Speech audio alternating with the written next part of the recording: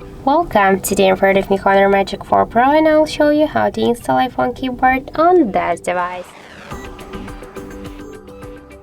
So first let's open the Play Store application, and here in the search bar we should enter green Apple keyboard.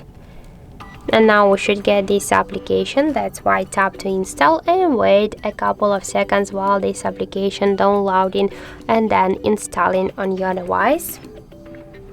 After that, just tap here to open and click enable in settings.